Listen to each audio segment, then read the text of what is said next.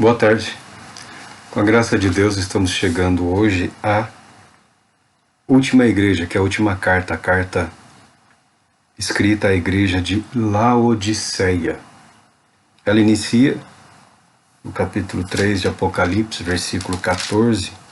Ao anjo em Laodiceia escreve: assim declara o Amém, a testemunha fiel e verdadeira, o soberano da criação de Deus.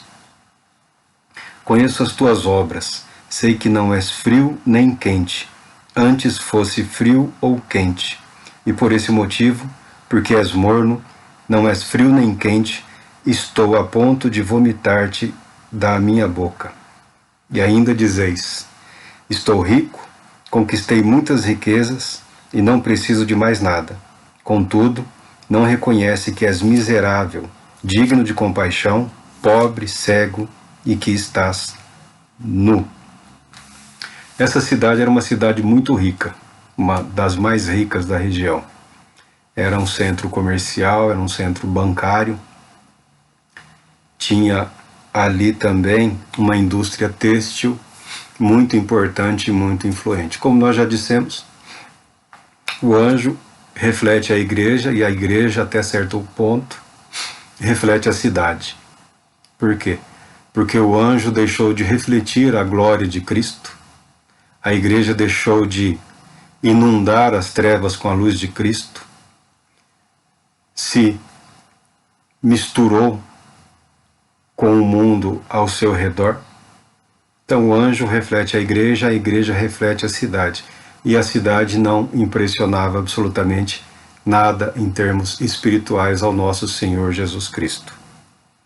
É uma sequência de atos que levam a uma catástrofe.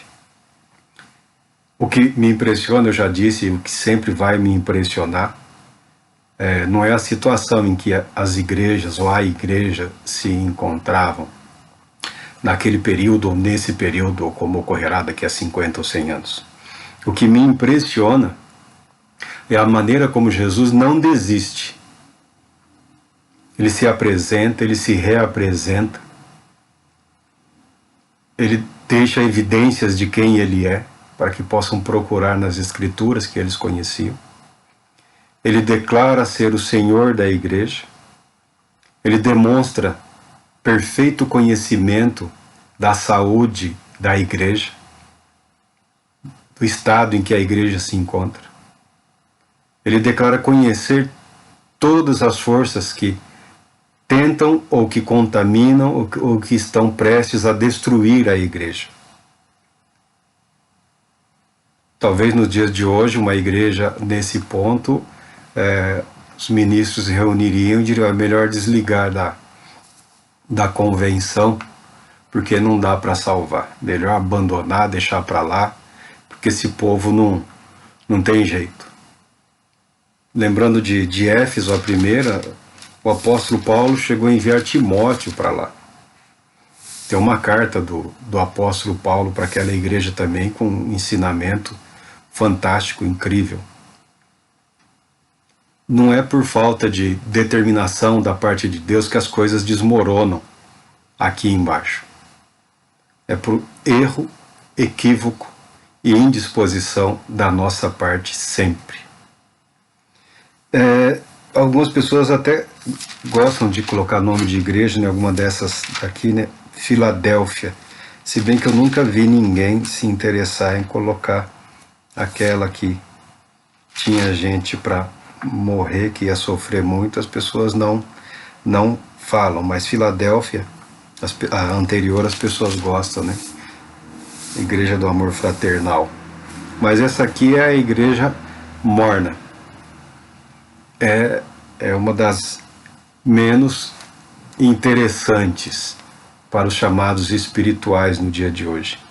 Mas vale lembrar que uma igreja em estado de mornidão, se é que existe esse estado, uma comunidade fiel ou não tão fiel assim, prestes a ser lançada fora pelo Senhor, ainda recebe um convite para repensar a si mesmo e voltar ao caminho. Isso, para mim, ao meu ver, é fascinante. E sabendo que não existe uma igreja que seja só demonstrável ou que possa ser interpretada nos moldes de uma dessas 7 aqui. Toda e qualquer igreja que alguém for, ou ministério, ou denominação, ou organização eclesiástica, religiosa, de um modo geral, nós encontraremos todos esses estados, todos esses estágios, ou todas essas disposições ou indisposições em servir a Deus, em fazer a vontade de Deus. Quem segue uma linha interpretativa, imaginando que é o desenvolvimento histórico das igrejas através dos tempos, através dos séculos, ninguém quer estar nessa, né, de Laodiceia. Eles gostam de jogar Laodiceia para o período que entendem ser o pior período, que seria o da tribulação ou da grande tribulação, e confortavelmente gostam de ficar aqui em Filadélfia. Se você pensar do tempo que é interpretado esses textos dessa maneira, nunca foi Laodiceia, ou seja, ou nós somos a Laodiceia que há 50 anos, ou um século atrás, os irmãos leem e falam, não, nós somos Filadélfia. Laodiceia é a que virá, é depois de nós, não tem nenhum perigo.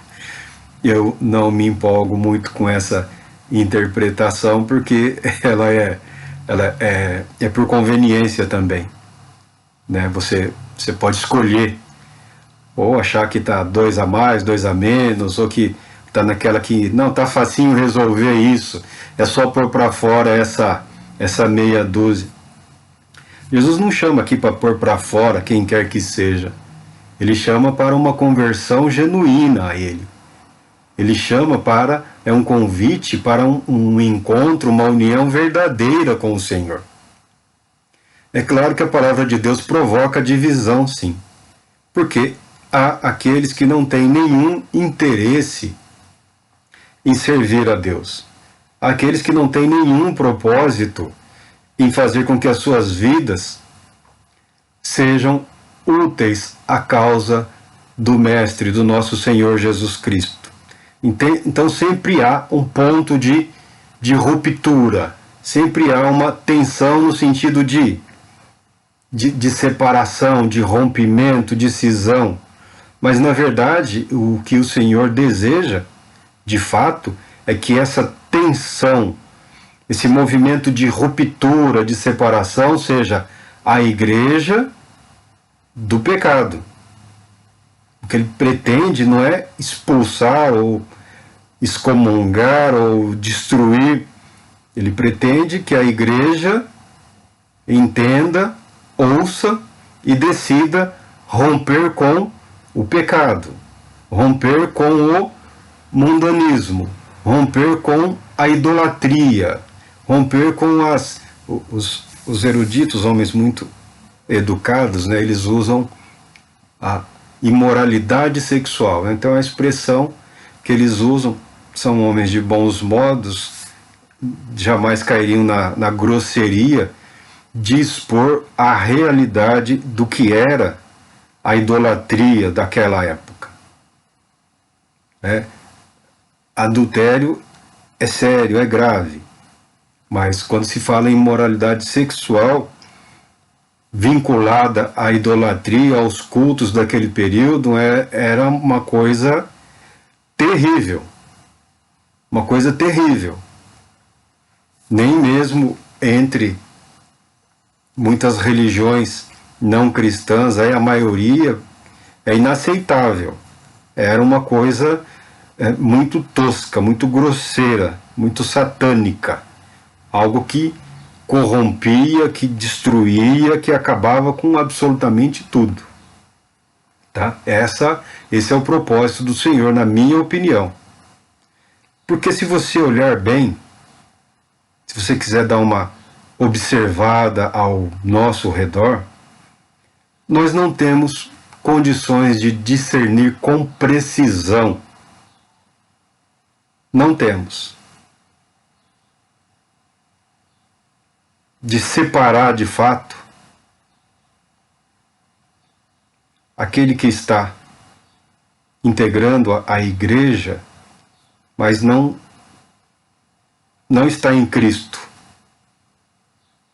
Ele é um membro ativo, ele é uma pessoa com propósito, com caráter, uma determinada vigilância, de boa vontade,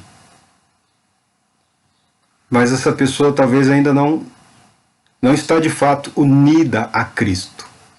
Mas ela vive e sobrevive no ambiente cristão sem muitos problemas, porque algumas pessoas não têm problemas em se submeter a autoridades superiores.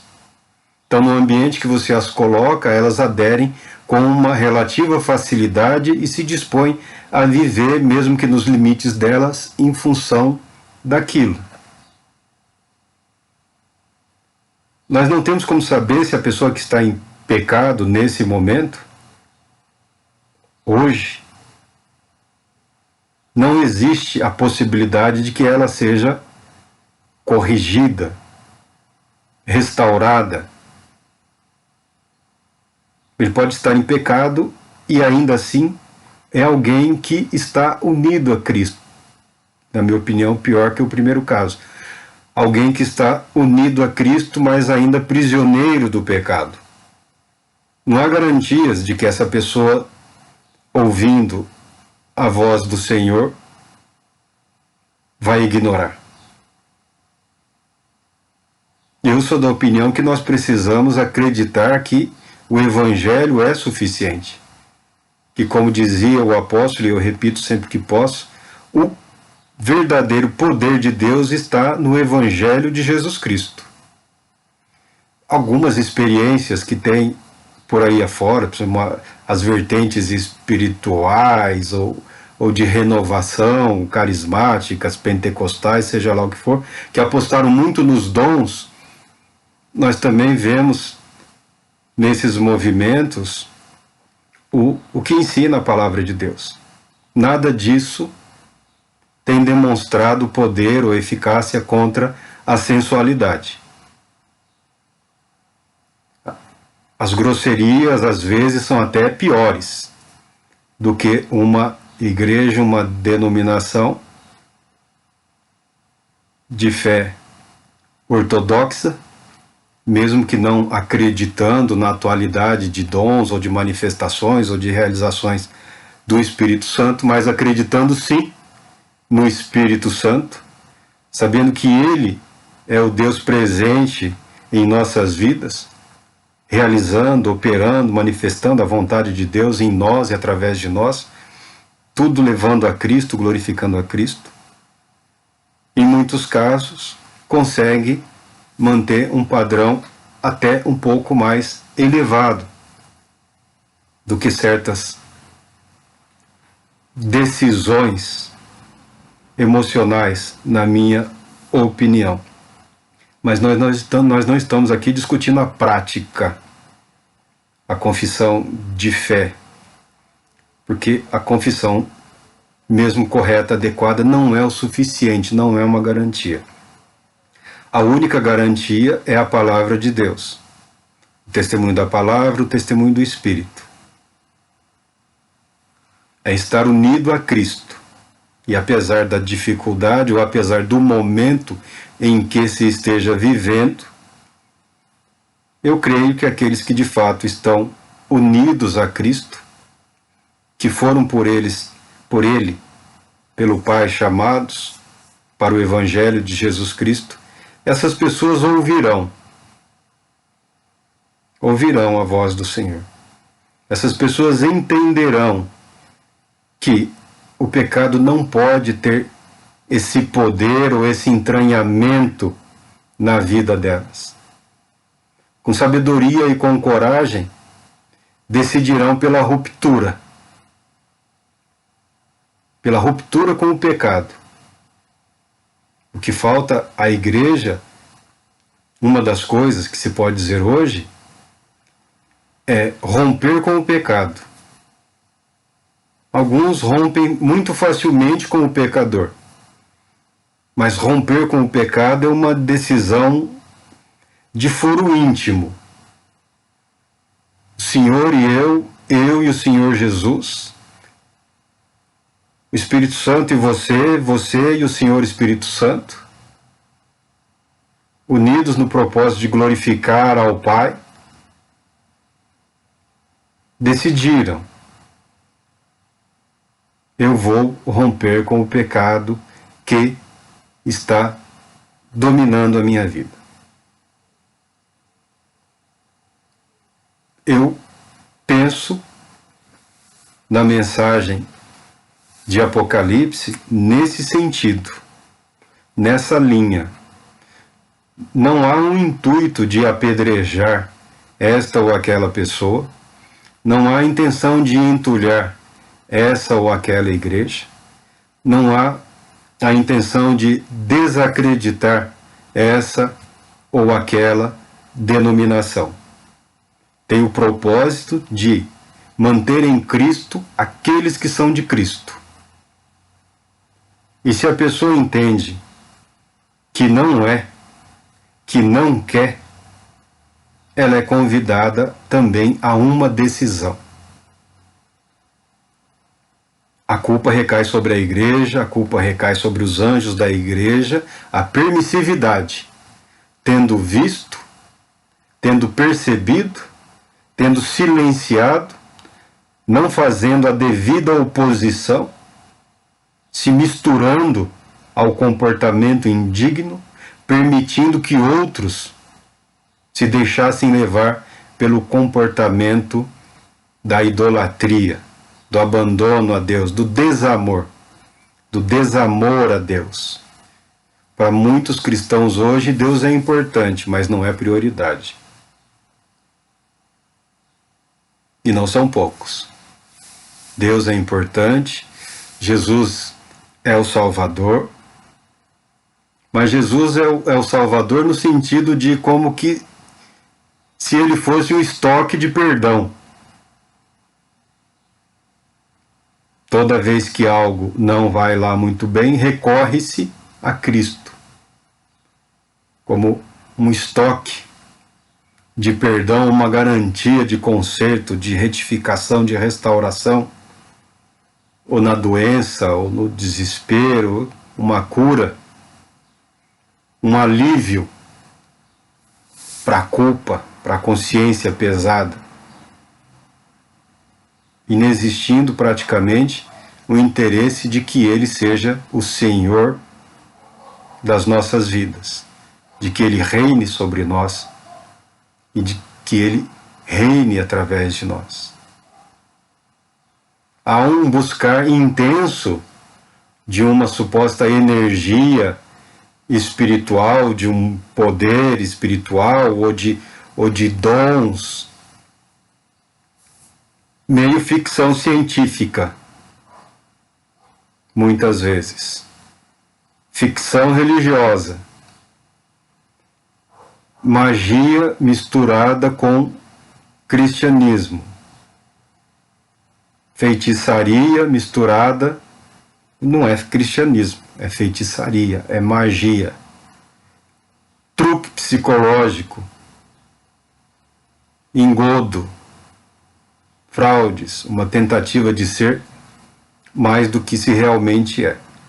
Uma preocupação que começa a ser exibida hoje em dia é a maneira como que um grupo, e eu imagino que sejam vários grupos de cristãos nesse país, que estão se deixando de levar pelo discurso de ódio,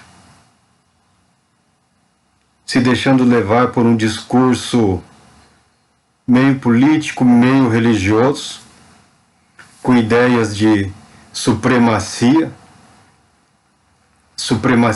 religiosa, supremacia étnica, supremacia moral, supremacia racial, supremacia espiritual, um discurso de superioridade equivocada,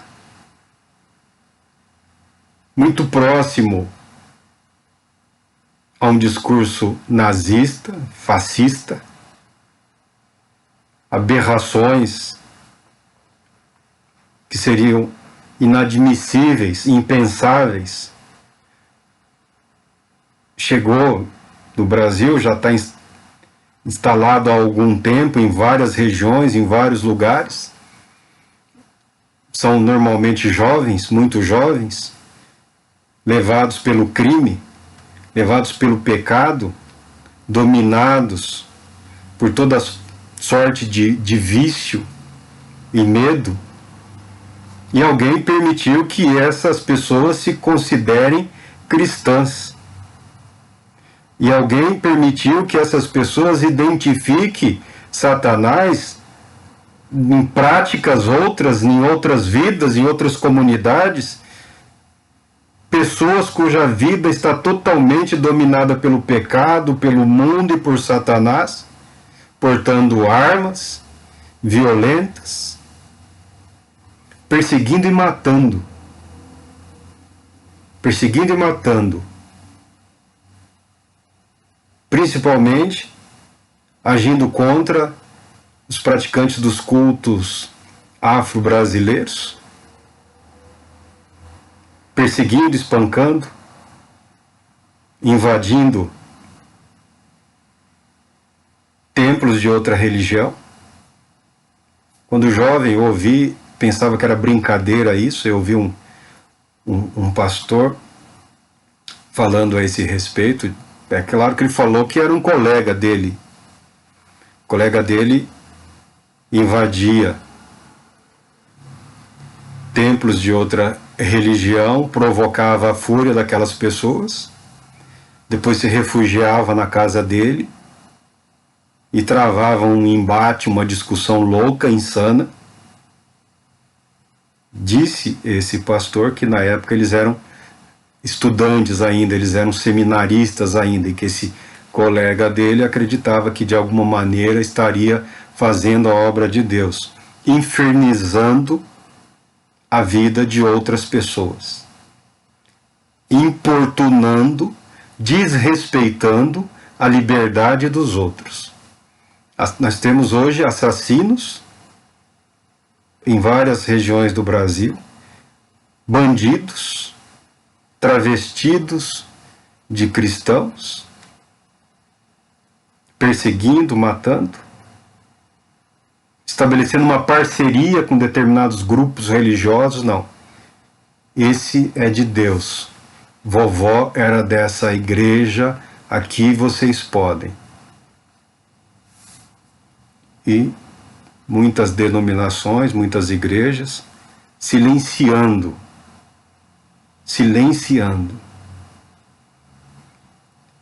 Esses jovens, na sua maioria, foram não só foram vítimas do mundo,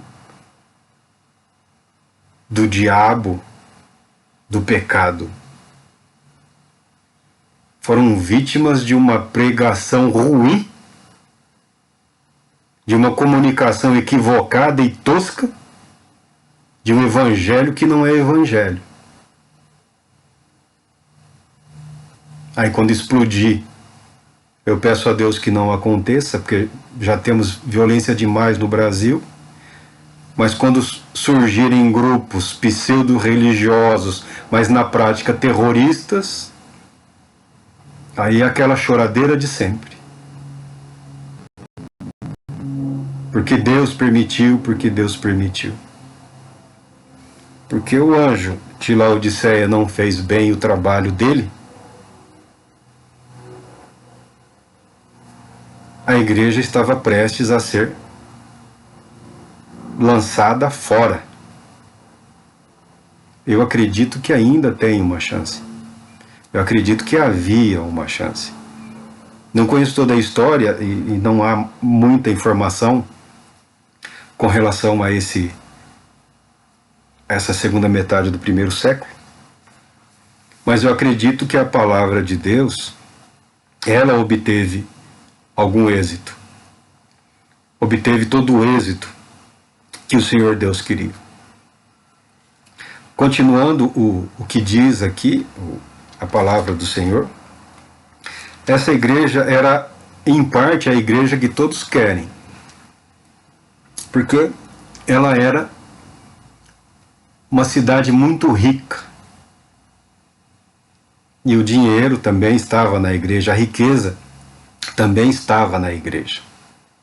A posição social era muito confortável e boa. Essa cidade de Laodiceia, ela só tinha problema com abastecimento de água para o consumo.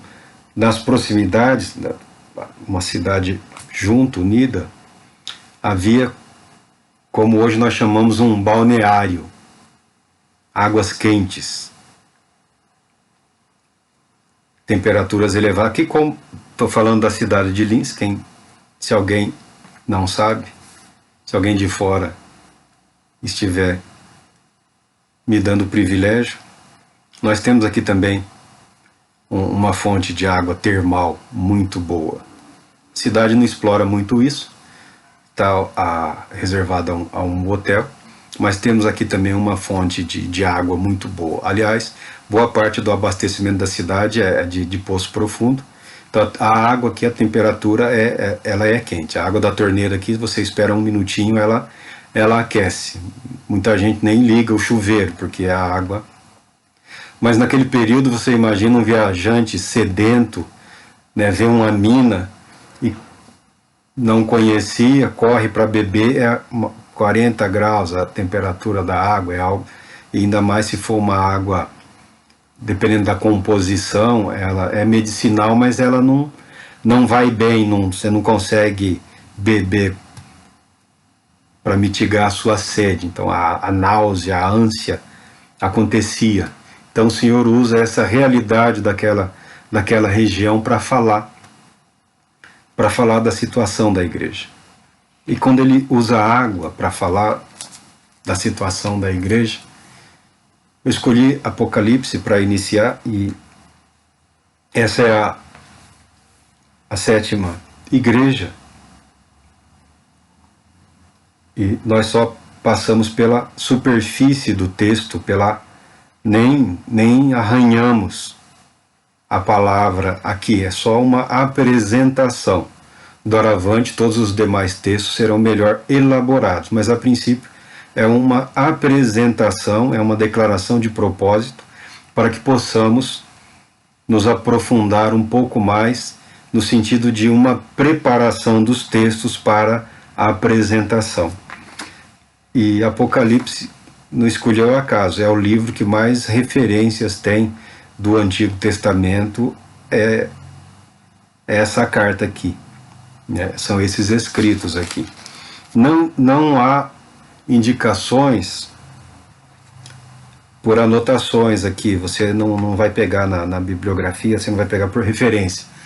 Por referência direta você não vai achar tanta coisa, mas a leitura atenciosa desse livro e de toda a Bíblia, você verá que ele percorre toda a Bíblia. A visão que João teve é uma visão que abrange toda a história da redenção. Então ela passa por todo o Antigo Testamento. Eu não pego Gênesis ao acaso, é de propósito, porque está lá. E cada livro que você pegar, que eu pegar, é importante que eu encontre algo dessa verdade aqui, porque o nível de revelação de João é elevadíssimo. É uma visão da história da redenção até a sua consumação. Vai além do que foi visto por Daniel, vai além do que foi entendido, talvez, por Isaías e pelos outros profetas. O livro de Salmos também tem muitas referências ao Senhor e ao seu reino, mas a compreensão dada a João, eu não gosto da palavra vidente, mas é a expressão que os técnicos, os teólogos gostam de usar. Eu prefiro profeta, porque vidente é uma palavra que caiu em descrédito. Para nós, vidente é algo ligado a toda e qualquer prática, principalmente ao charlatanismo. O livro de Isaías, no seu capítulo 55, no convite a todos para a salvação, diz assim: ah, todos que têm de sede, vinde às águas cristalinas. Olha o contraste. Olha o contraste. Indo a Laodiceia, não havia vida. Estava beirando a morte. O Senhor Jesus, na sua palavra, na profecia, todos que têm de sede, vinde às águas cristalinas, e vós, o que não tendes dinheiro nem recursos, vinde agora, comprai e comei. Vinde, adquire vinho e leite sem pagamento e sem custo. Por que investir dinheiro naquilo que não é alimento e o seu trabalho árduo naquilo que não consegue produzir satisfação? Ouvi-me com toda a atenção e comei o que é bom, a vez de deleitar-vos com manjares revigorantes. Ao invés da igreja spa, que tem hoje também, nada contra. Acho que até é bom você, se puder, tirar uns dias para descansar, para dormir, para fazer nada, para repousar, recuperar suas forças. Não tenho absolutamente nada contra o descanso. É até ordenado na Bíblia que se tem um dia do descanso, das fadigas do dia a dia. Mas para se revigorar em Cristo, quer queira, quer não, você, eu, todos nós, temos que fazer uma coisa que a maioria das pessoas hoje não quer fazer de maneira nenhuma, que é parar. Parar com esse excesso de ativismo inútil, sufocante. Parar um pouco com esse espetáculo. Parar um pouco com show. Parar um pouco com piada, com mentira. Parar. Como alguém pretende ouvir a voz do Senhor através da Escritura, se não se dispõe a se debruçar sobre o texto? Eu sempre disse, sempre falei e hoje falo a mesma coisa. A palavra de Deus, um bom dicionário, um bom comentário, vão te ajudar muito. Um dicionário bíblico que tivesse sido comprado anos atrás, acompanhando a leitura e o estudo, e hoje tem o Dr. Google aí para quebrar o galho de todo mundo, teria evitado muita caminhada inútil, teria evitado muita porta na cara, muita profecia de mentira, muita palavra inútil que não produziu vida nenhuma, muito evento que teria sido melhor você ter ido ao cinema com a sua família ou ido no teatro assistir uma peça. Estou falando sério. Estou falando sério. Que você teria ido a um cinema, a um teatro ou a um parque para relaxar do cansaço, para aliviar um pouco a sua cabeça, para descansar e seguiria a vida.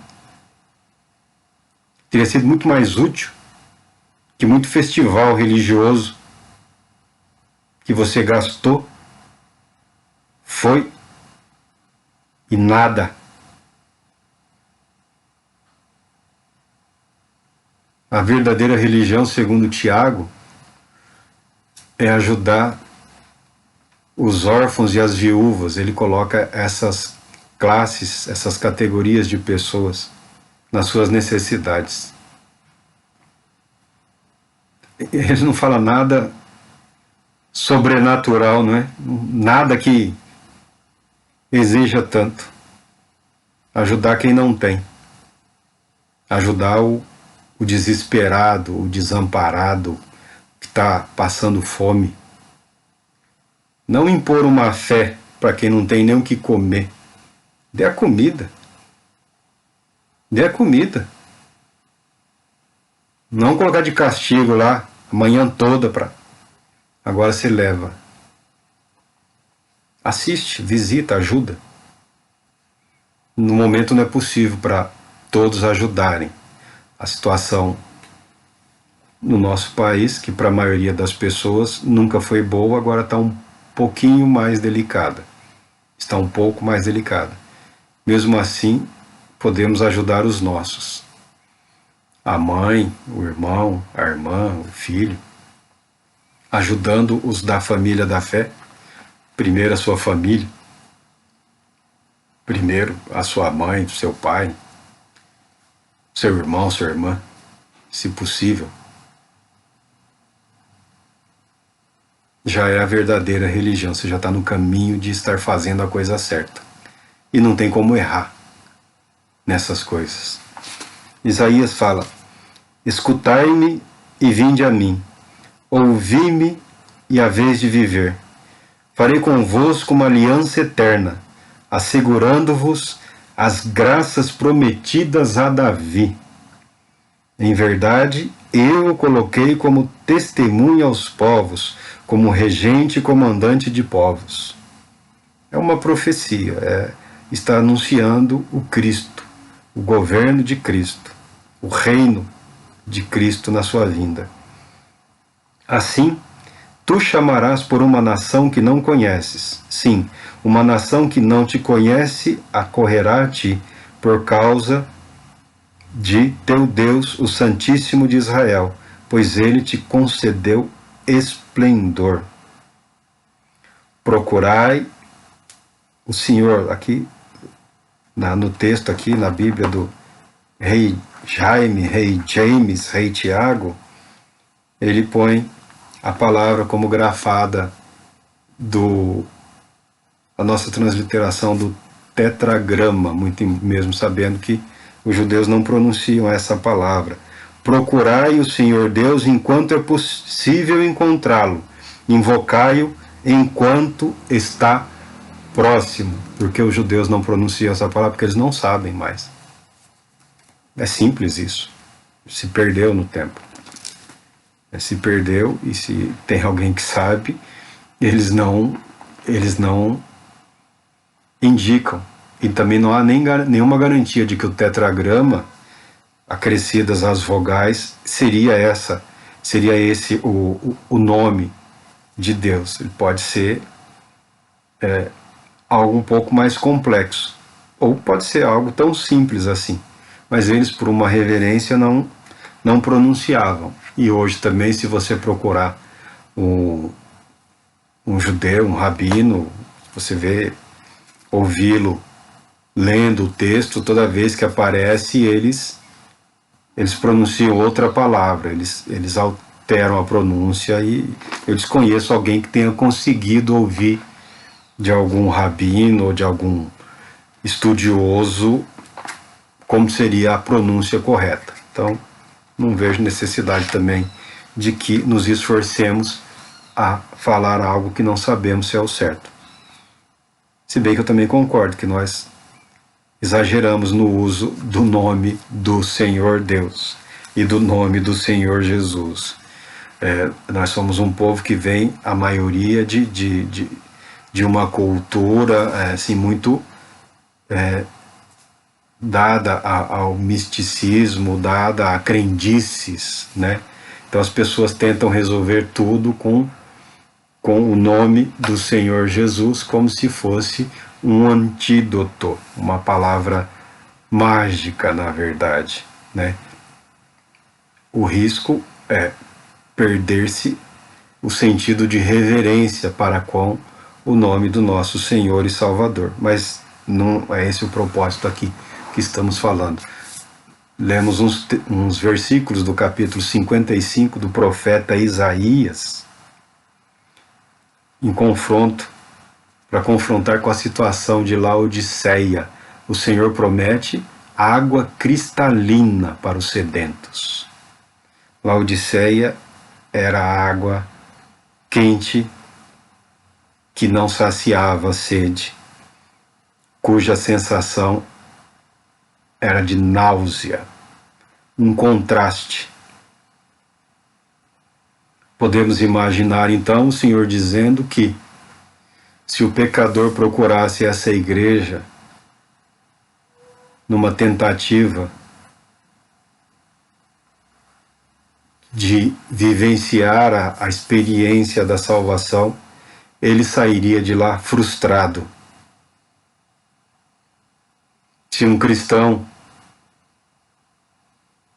de passagem procurasse por essa igreja para um momento de comunhão com o Senhor e com os irmãos, ele ficaria enojado. É o que o texto nos permite imaginar e viver. Mas aos olhos deles, eles estavam muito bem. Continua o texto aqui. E ainda dizes: estou rico, conquistei muitas riquezas e não preciso de mais nada. Contudo, não reconheces que és miserável, digno de compaixão, pobre, cego e que está nu. Portanto, ofereço-te este conselho: adquire de mim ouro refinado no fogo, a fim de que te enriqueças, roupas brancas, para que possas cobrir a tua vergonhosa nudez, e compra o melhor colírio, para que ao ungir os teus olhos possas enxergar claramente. É uma igreja que reivindicava para si uma íntima comunhão com a situação econômica e social daquela cidade. A indústria têxtil fala das roupas das vestes, do luxo, da aparência, da ostentação. E o Senhor declara que, na verdade, eles eram pobres, estavam nus. Toda aquela aparência não significava absolutamente nada aos olhos do Senhor. Muito do que vemos hoje nas igrejas não significa absolutamente nada aos olhos do Senhor. E também não significam absolutamente nada aos olhos daqueles que conhecem a palavra de Deus, aos olhos daqueles que têm o temor de Deus nos seus corações. Então, Marco, o que fazer? Fazer o que a palavra de Deus ordena. Diz o Senhor: eu repreendo e corrijo a todos quanto amo. Sê, pois, diligente e arrepende-te. Porque mesmo aquele que é capaz de ver, de enxergar, de constatar o erro e o equívoco, ele também pode ser tomado pela soberba, pela arrogância e pela presunção. Então, se nós somos capazes de enxergar o erro, nós precisamos também ser aqueles que vão dar o primeiro passo. Mas que primeiro passo? Em direção ao arrependimento, em direção à humildade, em direção à submissão ao nosso Senhor Jesus Cristo. Não é suficiente elevar a voz e dizer: está errado. Não ajuda a resolver absolutamente nada dizer: não é nada daquilo, ou isso não vai dar certo. Não deu, todos estão vendo. Tão ou mais importante do que saber que o que está ocorrendo não é agradável dentro dos limites, porque todo mundo tem um limite, dentro dos limites do que é razoável, dentro dos limites de você saber até que ponto isso não vai te apodrecer também. A posição deve ser de silêncio reverente, humildade na oração, buscar o arrependimento para si, para não se deixar contaminar e também para não se permitir revoltar, porque o inimigo, ele pega nas duas pontas. O que se corrompe e o revoltadinho também. Tá? Os dois lados podem cair no mesmo laço. Você pode dizer: mas eu tenho razão. Não é você quem tem razão. Quem tem razão é o Senhor Jesus Cristo. Se Ele está chamando, Se ele está convidando, convocando, oferecendo a oportunidade para arrependimento, não é momento de ninguém dar uma de profeta Elias e invocar fogo dos céus e dizer: queima tudo. Eu estou convencido de que é um momento que nunca se viveu antes. Você pode dizer: Marcos, você não está falando das boas coisas. Tem muita boa coisa, tem muita boa gente. São milhares trabalhando, são milhões clamando ao Senhor.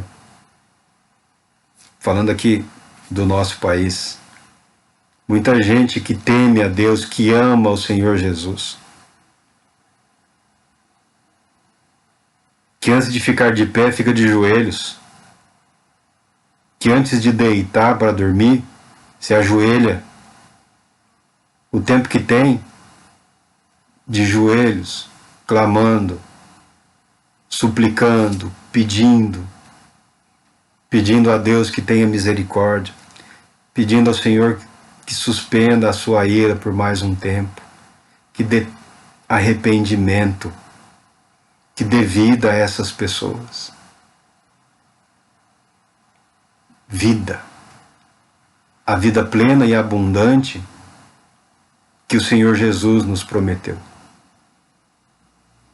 A maioria dos evangélicos, não vou dizer a maioria, não é tanto tempo assim, mas uma prática que existe em boa parte das igrejas evangélicas no Brasil, ela deriva da atitude de um evangelista norte-americano que foi o primeiro no calor da pregação, e eu acredito que na certeza da proximidade do juízo, ele fazia apelos para que as pessoas se convertessem, para que as pessoas se entregassem ao Senhor Jesus Cristo. Eu acredito que a atitude daquele homem era das mais sinceras, era dos mais bem intencionados. Ele fez o trabalho dele, ele tem o reconhecimento dele, mas isso se tornou uma prática, e uma prática que abriu, mais uma das práticas que abriu espaço ao charlatanismo, que chegou no Brasil já faz algum tempo, né? O evangelismo por resultado. Tem muita gente pregando evangelismo por resultado. Então o pregador, o orador, o obreiro, ele se deixa seduzir por técnicas de manipulação, de indução de comportamento, levando as pessoas a uma atitude, porque ele vive de resultado. Se ele não apresentar resultados a quem o está sustentando, vão cortar o salário dele. O evangelismo por resultado já não era uma coisa boa, já não era uma coisa totalmente honesta nesse contexto que eu estou falando agora. Não estou falando de quem deu início, estou falando do contexto criado. Hoje existe a amizade por interesse. O sujeito é ensinado a se fazer de amigo para formar um grupo, para depois formar outro grupo, fazer-se de amigo, de amizade por resultado. Amigo, eu sou do tempo que a amizade é uma coisa que você, estando perto ou estando longe, amigo é para toda a vida. Amigo é para toda hora, né? Não seria inconcebível a amizade por conveniência. Hoje já tem isso também. Falam que é uma estratégia. Eu creio que mais uma estratégia dominada por Satanás para seduzir e para não permitir a pregação do Evangelho de Jesus Cristo, para não permitir que se crie a consciência da necessidade de estarmos unidos a Cristo, substituindo isso pela amizade de conveniência, pelo resultado, né? O resultado, você faz contatos, você faz amigos, você tem ajuda, você tem acesso e você tem retorno, né? Porque se a obra do Espírito foi ou não realizada na vida dessas pessoas, numa sociedade tão destruída como a nossa, em que a igreja é tudo, né? A igreja é o lazer, a igreja é a cultura, a igreja é o ambiente social, a igreja é a possibilidade do tratamento odontológico, a igreja é a cesta básica, só não é igreja. A igreja só não é igreja, a igreja é tudo. Então, é um movimentão que supre tudo, que atinge tudo, que movimenta, que atrai. Só não é igreja, porque não é corpo de Cristo, né? É uma entidade, uma instituição, uma organização religiosa. Só não dá para garantir que é igreja de Jesus Cristo, porque não é. É tudo por interesse, por conveniência, por manipulação. Até o espírito que lá atua, você fica meio assim, que é um negócio meio estranho. Então, meu irmão, minha cara irmã, minha filha, minhas filhas, eu tenho a esperança de que esse trabalho que eu iniciei, esses primeiros vídeos são uma apresentação. Eu tenho a esperança de que de alguma maneira isso possa ajudar a todos nós a garantir, a buscarmos e a termos em nós a convicção de que o que realmente importa está acontecendo em nossas vidas, que é a vida de união com Cristo.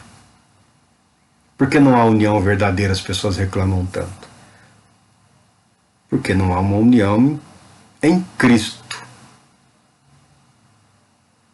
Se não estamos em Cristo, como vamos permanecer unidos um ao outro se não estivermos verdadeiramente nele?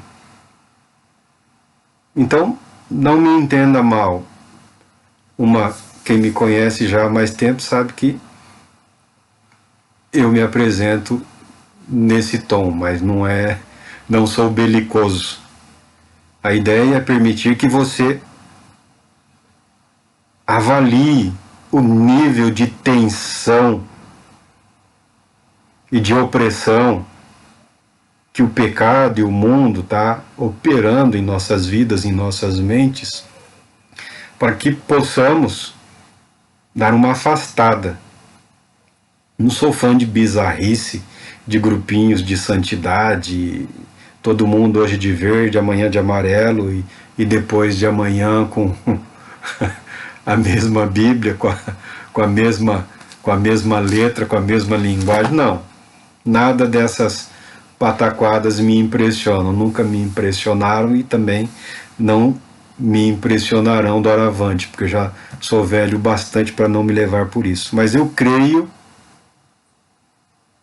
que esse vazio de poder que você sente na sua vida, esse vazio, esse vácuo de era para ter mais alegria, onde está? Está onde sempre esteve. Jesus Cristo, a oração mais desprezada é aquela que Jesus nos ensinou, e nela ele mostra tudo, ele aponta tudo. Onde está Deus? Onde Deus está, onde ele pode mais facilmente ser encontrado pelo cristão. Pai nosso que estás no céu. Jesus ensinou, está lá. Jesus garantiu, está lá. Venha a nós o teu reino, seja feita a tua vontade, na terra como no céu. O pão cotidiano, o pão de cada dia, o alimento suficiente para o dia, nos conceda hoje. Perdoa-nos, perdoa-nos, perdoa-nos, porque temos procurado viver uma vida de perdão. Porque teu, Pai, é o reino, o poder e a glória. Eu quero fazer parte desse reino, Senhor. Reina em mim, Senhor Jesus. Reina na minha vida, através da minha vida. Jesus ensinou, está lá. Oração desprezadíssima, relegada a plano nenhum. É possível que muitos dos jovens sequer a saibam. Aprendeu a imitar o pastor que imita o outro, e o outro é dessas coisas que eu vou tentar falar sem ofender a ninguém. Mas, irmão, esse meio evangélico tem hora que dá vergonha, é tanto plágio, é tanta obra roubada. Se os donos fossem atrás de todo o material que alguns medalhões evangélicos encheram o cofre de dinheiro, você não imagina a vergonha que nós passaríamos. O cara é medalhão, o cara é referência, o cara é um ladrão. Não respeita o direito autoral, sequer cita na obra dele, não tem nem bibliografia, não tem nem referência, o cara finge que foi o Espírito Santo, que não foi. Você encontra os livros lá, isso é o Rabino que disse isso. Há 400 anos atrás. Foi o psiquiatra. Há 50, 60 anos atrás. O cara pega, faz como a igreja fez no batiza de cristão, né? Põe o nome de Jesus, Pai, Filho, Espírito Santo, a Trindade lá, dá uma rearranjada e vende, sem o devido conhecimento daquilo que está propondo, porque não é psiquiatra, porque não é neurologista, não é psicólogo, também não é pastor. Porque se fosse um pastor sério, teria a decência de apresentar uma obra como que baseada no trabalho de outro. E o cara vende, o pessoal estampa na igreja. Você acha essas coisas, você fala, meu Deus do céu. Meu Deus! Mas o Senhor não é como nós, não é como eu, não é como a gente às vezes imagina. Diz o Senhor, eu repreendo e corrijo a todos quanto amo. Se pois diligente e arrepende-te. Nem mesmo a Laodiceia estava fora do alcance do amor do nosso Senhor Jesus Cristo. Fique no amor de Deus, no amor de Cristo, que o Espírito de Deus te traga força, alegria e paz. Sendo a vontade de Deus, estaremos em breve aqui de novo.